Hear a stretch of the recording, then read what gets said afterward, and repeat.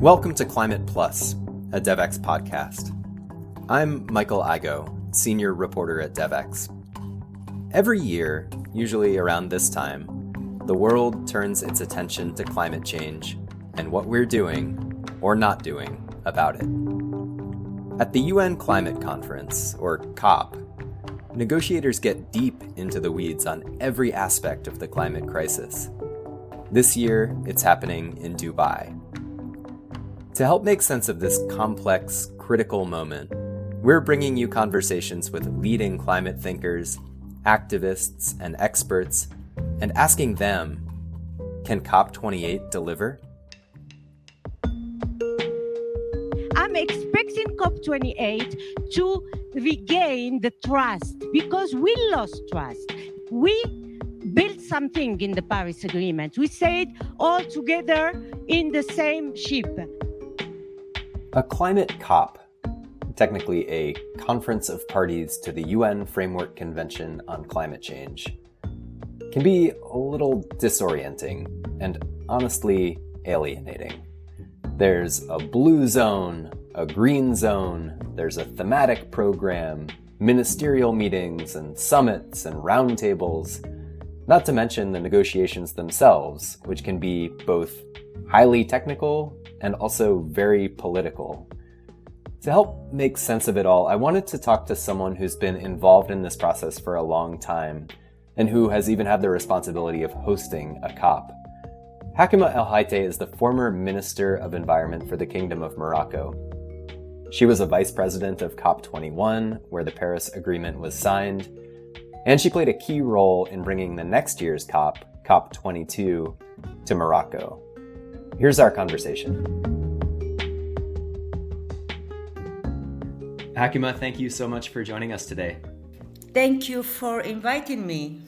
It's great to get a chance to catch up with you. You are someone who's been involved in this climate negotiations process for a long time and played some really key and critical roles at various points along the way.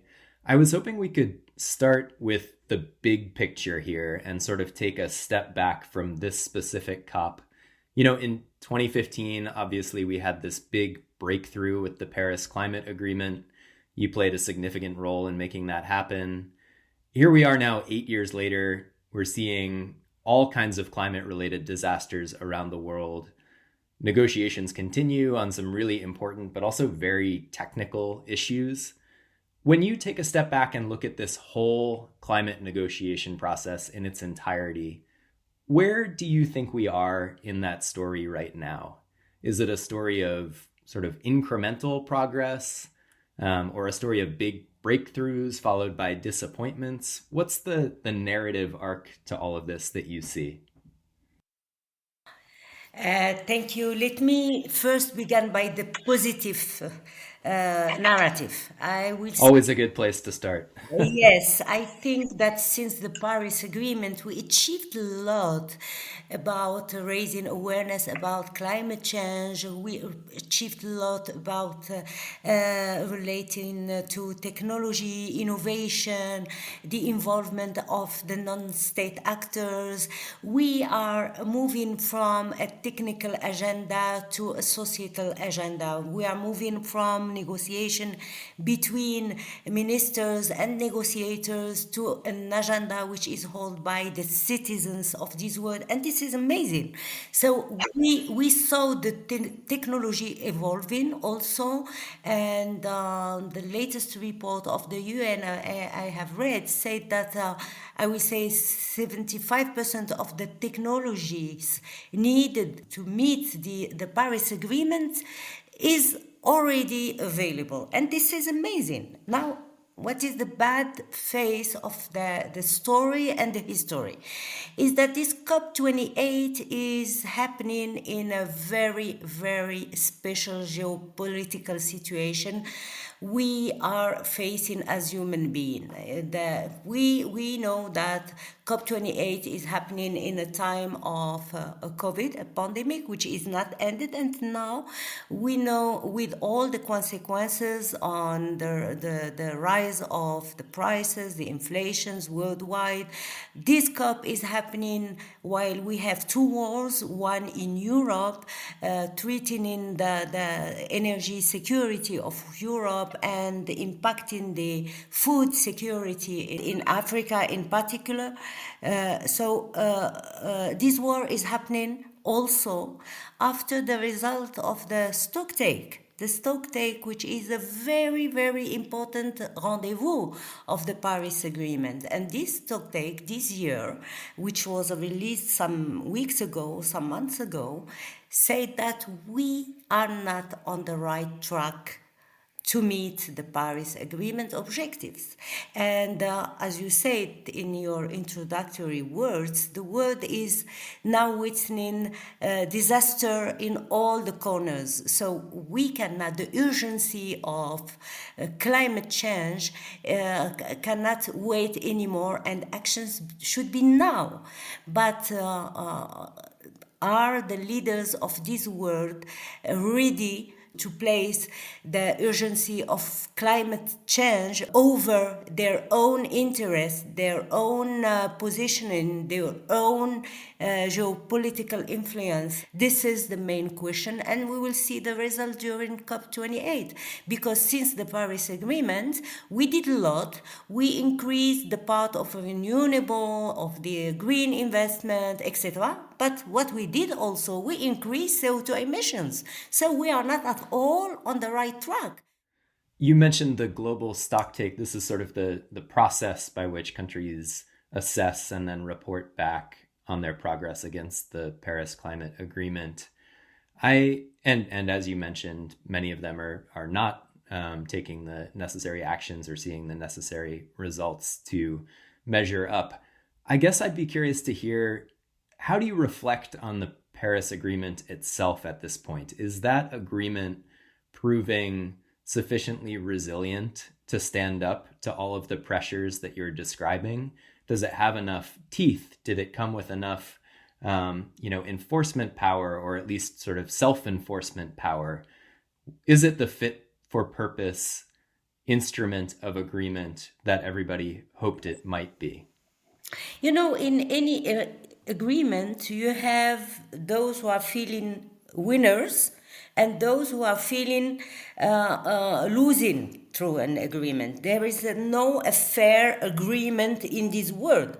And the Paris Agreement was a consensual agreement which was brought to the table, and that time we have decided, under the principle of common and differentiated responsibilities, that the developed world, the one who has led to this climate crisis, will take the responsibility to bring answers and to bring solutions and to support the developing world in tackling climate change. But now the fact is that we are seeing that the world is witnessing a division, not only in terms of climate change agreement, but also in many other agreements. And the division means that you have regional blocs, you have different alliances, you have some political posturing and rivalities between countries. Climate has no borders, no frontier, no nationality, and climate change is threatening all the corners of this world. Each year, we are losing lives. We are witnessing destructions everywhere because of climate disasters. And let me tell you something. I am coming from a developing world. I'm coming from Africa.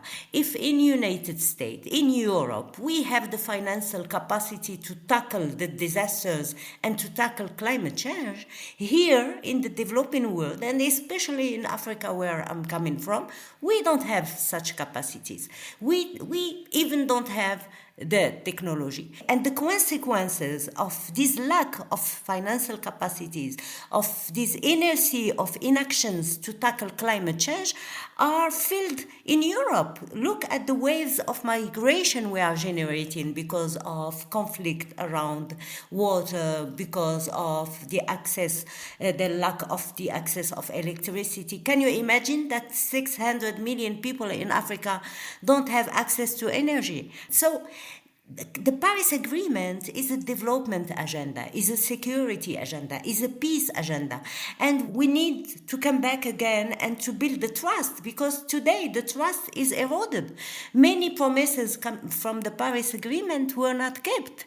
To participate, you know that in the Paris Agreement we have these national determined contribution, which are a kind of a contribution of all the parties to the Paris Agreement to come and to tell us how they will tackle climate change, what is the medium and long-term action plan in terms of mitigation and adaptation. And these NDCs, the National Determined Contribution, showed that we are not aligned with the objective of the Paris Agreement, that these NDCs are not ambitious enough, and we are asking the developing world to do more, to phase out coal, to phase out fossil fuel, to do more. And there is a lack of financing, and this is what the stock takes showed. There is no finance, no promises kept, and we are asking more and more to the most vulnerable to do more to solve the climate change crisis.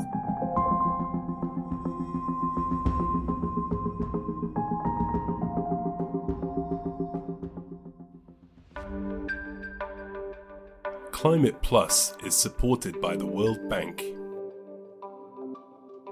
Back in October, World Bank President Ajay Banga called for a new vision for ending poverty on a livable planet, with a focus on climate action. We cannot endure another period of emission-heavy growth.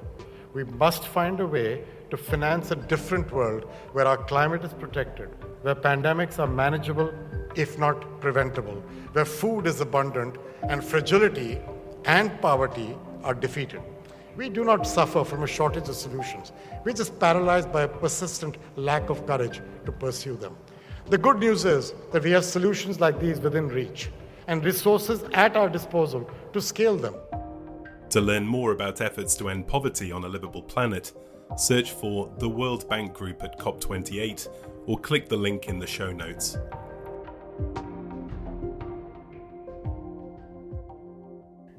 I wonder if you think that this COP process can sort of compartmentalize itself to keep at bay some of those geopolitics and stay focused on the specific negotiating items that are at hand here? Or is that the wrong way to look at it? I mean, in many respects, this is an inherently geopolitical, I mean, it's in the, this exists in a context of geopolitics. COP, it's, I will say that the people used to say that COP is two streams. I will say that COP is three streams. The first one is negotiations. And negotiation, you have a certain agenda concerning adaptation, technology transfer and capacity building, loss and damage, finance,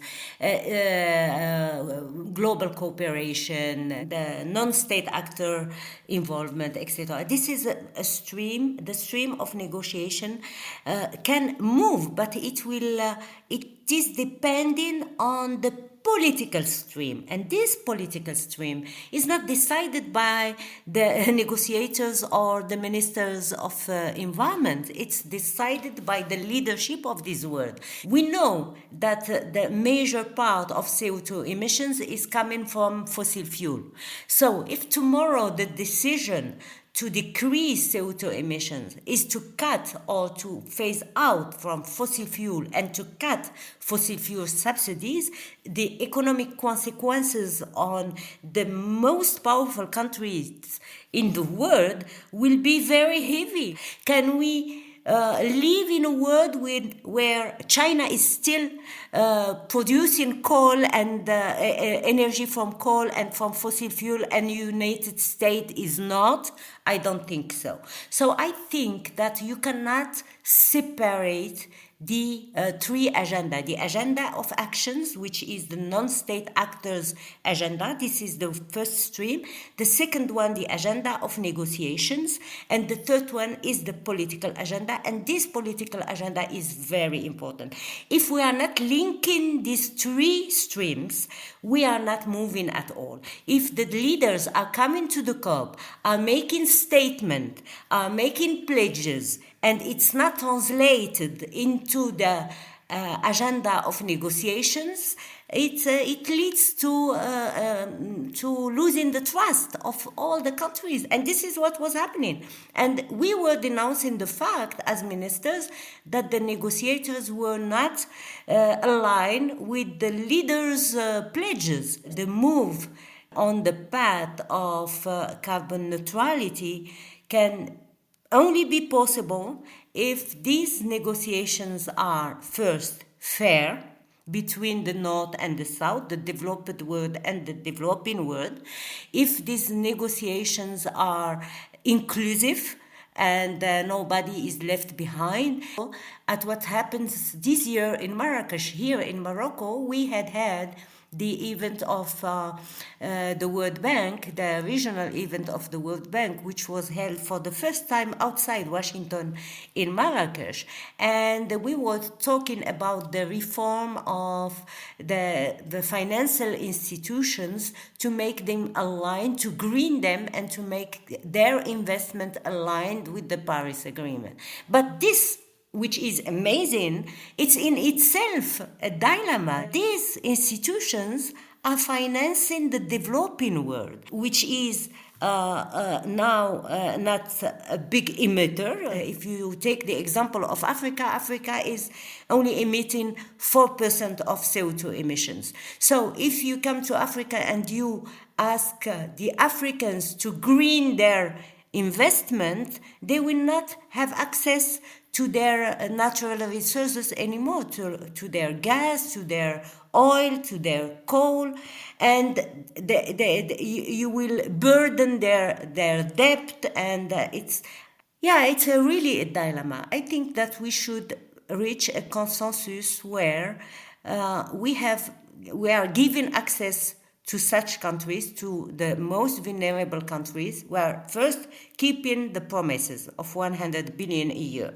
This should be on the table, which is not the situation now. Second, we should facilitate and make more accessible the finance. Third, we cannot close the door to the developing world to invest on their own resources, while in United States, in Europe, we are still investing in coal, in oil, in gas, etc.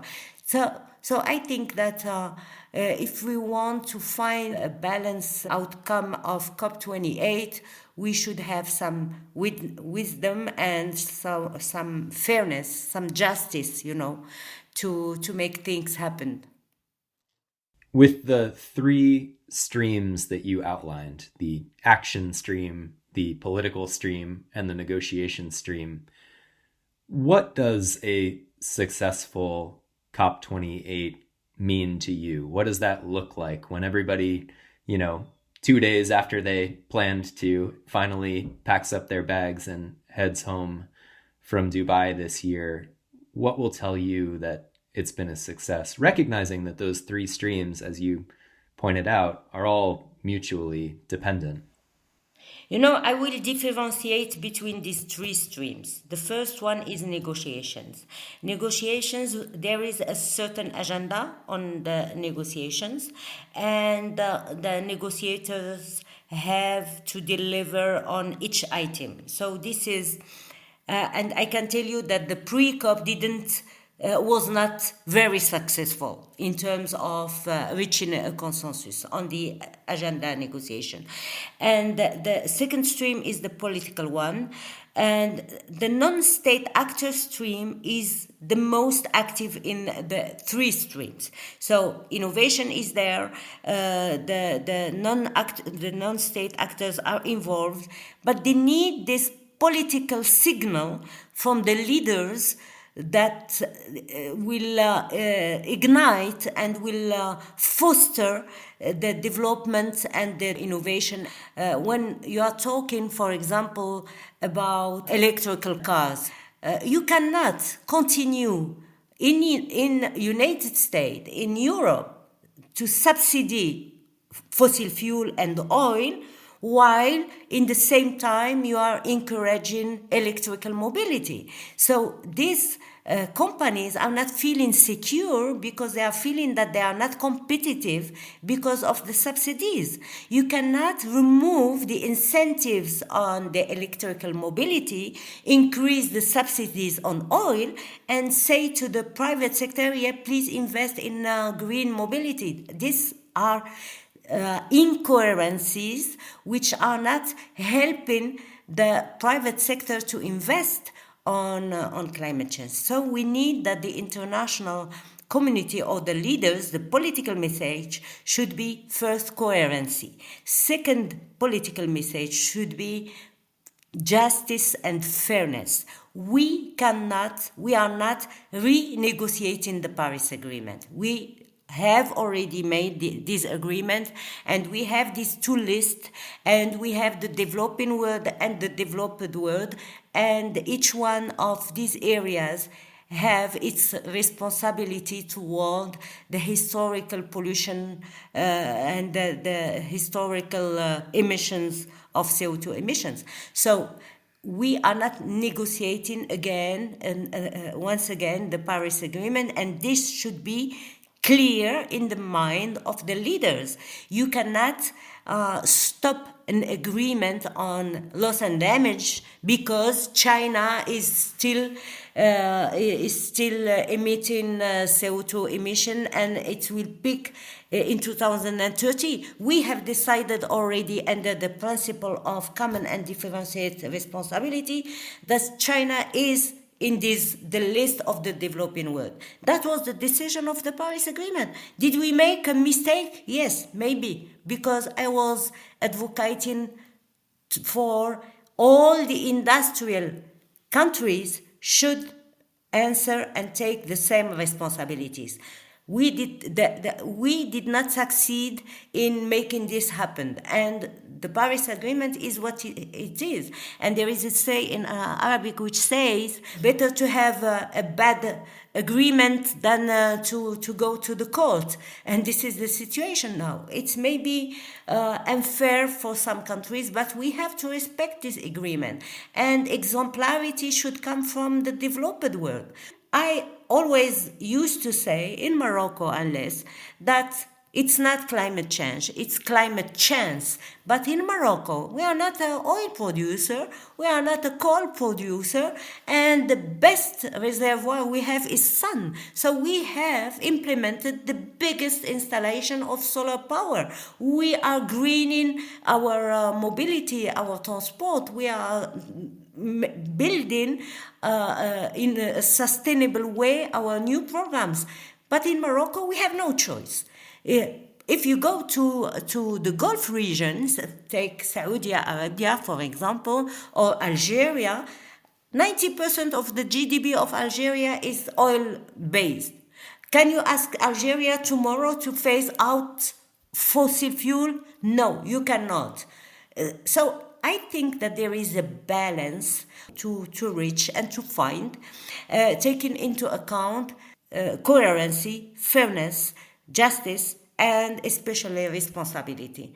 And this, it's a very, very difficult equation to solve, but I rely on the leadership of the Emirates, which is a very good example. Emirates, 10 million inhabitants, are oil producer, but 70% of their GDP is not oil related. And it's very good. So this kind of countries can subscribe to energy transition very easily.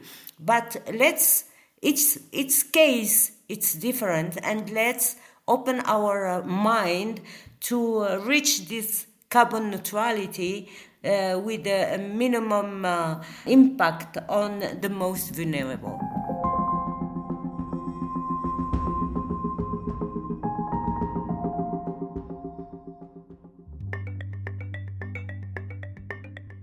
Are you looking for the inside story on what's happening at organisations like the World Bank, USAID or the Gates Foundation? Then you need to be reading Devex Pro. I'm Jessica Abrahams and I'm the editor of Devex Pro. Pro is Devex's premium news subscription, where our expert reporters and analysts take you beyond the headlines, deep into the trends and institutions shaping the $200 billion aid industry. As well as all our news, you'll get access to conversations with global development leaders, resources to help you grow in your career, and a subscriber-only newsletter full of insider news and tidbits. See for yourself by getting a free trial today at devex.com/pro.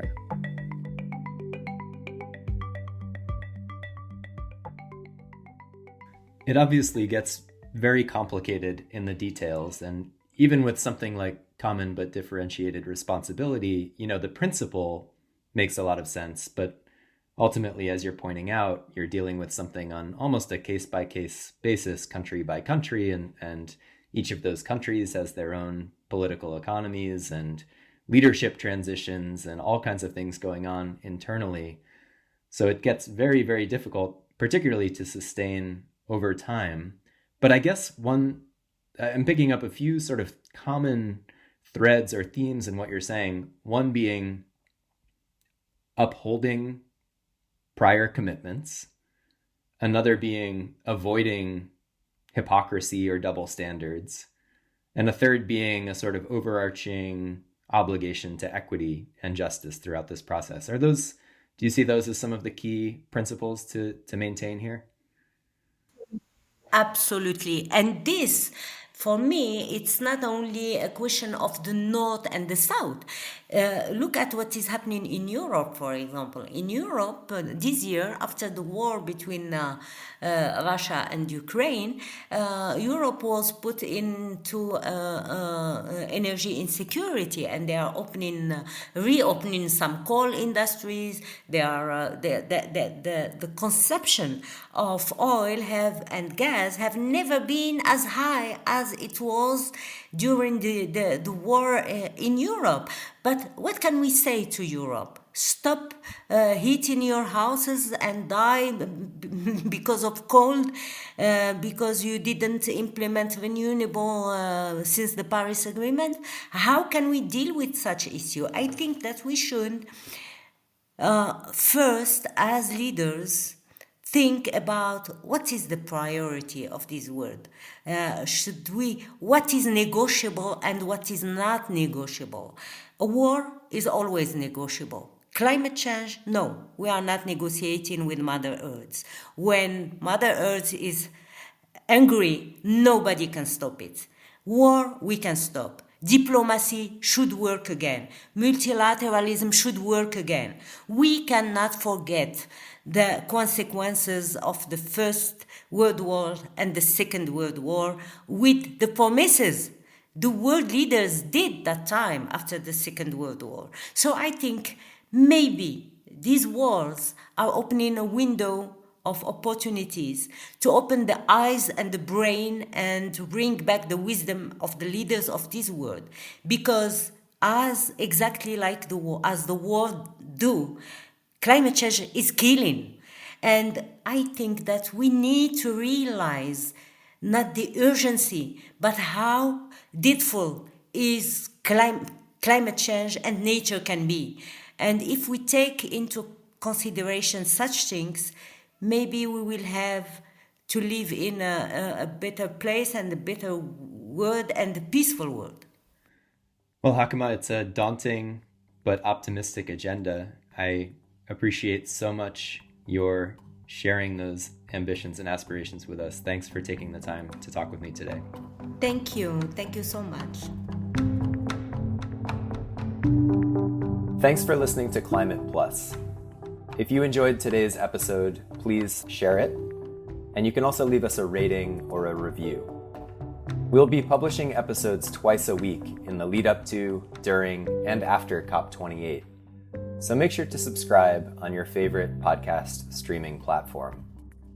If you want to share some feedback on this episode or have questions you'd like answered, we'd love to hear from you. Drop me a message on X, formerly Twitter, @AlterIgo, or send an email to podcast@devex.com. Climate Plus is a podcast from Devex. It's hosted by me, Michael Igo.